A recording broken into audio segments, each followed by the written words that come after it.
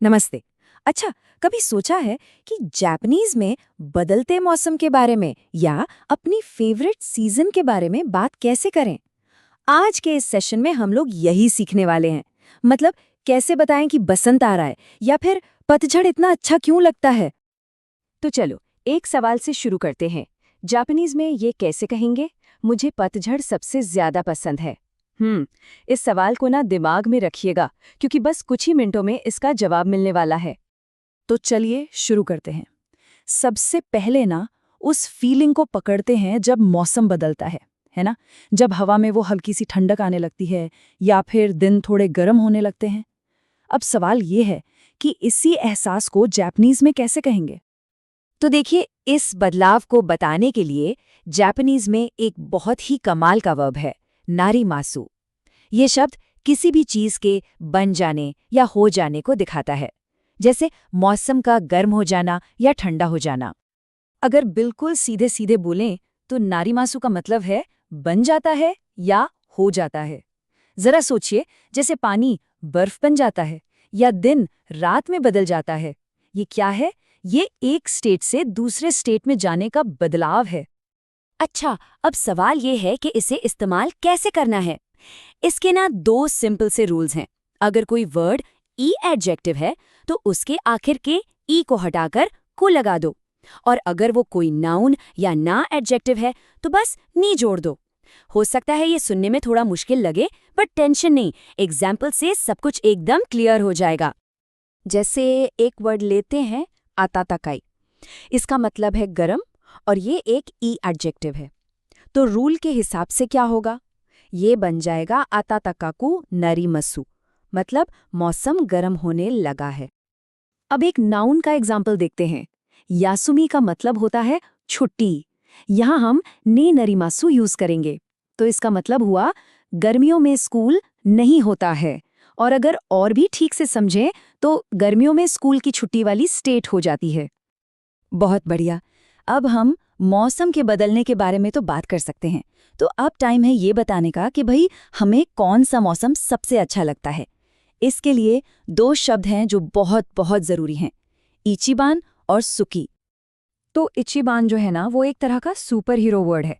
इसे किसी भी एडजेक्टिव के आगे लगा दो और वो बन जाता है सबसे अच्छा, सबसे बड़ा या सबसे ज्यादा।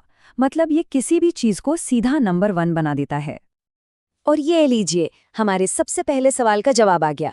मुझे पतझड़ सबसे ज्यादा पसंद है को जापानीज में ठीक ऐसी ही कहते हैं, आकी गा इचिबान सुकी देसु। यहाँ आकी का मतलब है पतझड़ और इचिबान सुकी मतलब सबसे पसंदीदा। और हाँ, इचिबान सिर्फ पसंद बताने के लिए ही नहीं, बल्कि फैक्ट्स बताने के लिए भी काम आता है। जैसे निहोंदे वा हाचिगात्सुगा इचिबान अत्सुई देसु। इसका मतलब है जापान में अगस्त सबसे गर्म महीना होता है। अब अपनी पसंद नापसंद बताने के लिए सुकी देसु का मतलब है मुझे पसंद है, और निगाते देसु का मतलब है मुझे पसंद नहीं है, या मैं इसमें कुछ खास अच्छा नहीं हूं। ये निगाते वर्ड बहुत काम का है। तो चलो अब दोनों को एक ही साथ यूज करके देखते हैं। मान लीजिए कोई कहना चाहता है वताशी वा अत्सुई नो गा सुकी देसु, सामुई नो गा निगाते देसु। इसका सीधा सा मतलब है मुझे गर्म मौसम पसंद है और ठंडा मौसम उतना पसंद नहीं है। शानदार। अब पसंद बताना तो आ गया, पर अगर कोई पूछ ले कि भाई क्यों पसंद है, इसकी वजह बताने के लिए जापानीज में एक मैजिकल वर्ड है, पार्टिकल कारा। तो कारा का मतलब होता है क्योंकि या इसलिए। इसे आप या तो सेंटेंस के आखिर में लगा सकते हैं वजह बताने के लिए, या फिर दो सेंटेंस के बीच में कारण और उसके असर को जोड़ने के लिए। अब इस एग्जाम्पल में देखिए, कारा सेंटेंस के आखिर में है, आकीगा सुकी देसु, मोमीजी नो केशिकीगा किरेई देसु कारा। यहाँ वजह कि जापानीज मेपल के पेड़ सुंदर होते हैं पसंद बताने के बाद आ रही है। और यहाँ देखिए, कारा दो सेंटेंस को जोड़ रहा है, कुदामोनो गा ओइशी देसु कारा आकीगा सुकी देसु। यहाँ वजह पहले बताई गई है, फल स्वादिष्ट होते हैं इसलिए मुझे पतझड़ पसंद है।